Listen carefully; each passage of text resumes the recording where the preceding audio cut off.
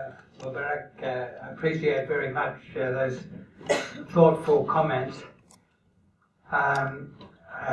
Radhan's comments were strongly addressed to the question of is this time different, and how much can we learn by going back to the Indonesian adjustment of the mid-80s. He noted in that context Sadli's comments about you need to be aware of difficult circumstances of pain before the society will make hard changes. Well, I like very much his discussion of the comparison of the situation now with the 80s, and he went through a lot of the details of the adjustment then, and I think it is good to go back to that. Of course, things are not exactly the same. Indonesian development has proceeded quite a long way from then. More things are possible for Indonesia than were possible then. Indonesia can be more ambitious now, but I think the general challenge today has much in common with the mid-80s, and I think the detail that Pat Radhan gave us is very helpful in thinking about that.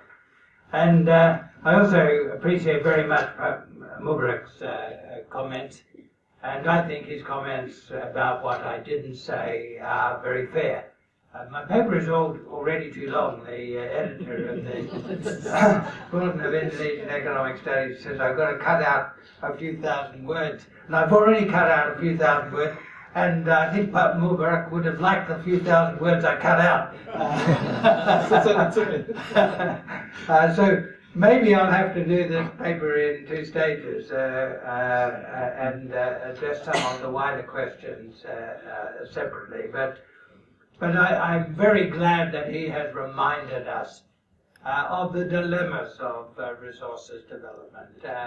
And I think all of the questions that he put in our minds are questions that should be in our mind.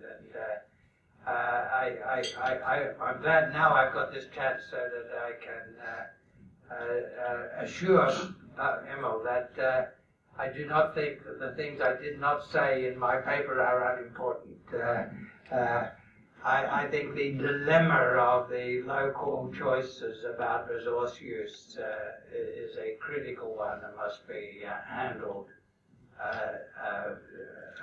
with great care. When you displace, resource development displaces people from their livelihood, you need a very good reason for that, and you need to provide alternatives for them that they are satisfied with. And thank you, Mubarak, for pointing out that I didn't say those things in the paper. On the question of more general questions of growth, for whom is very much part of my the way I look at these questions, to attach importance to those distributive questions. I think that what I said about the importance of more effective collection of taxation from mineral rents, more effective saving of some of the benefits of short-term resources boom for future development.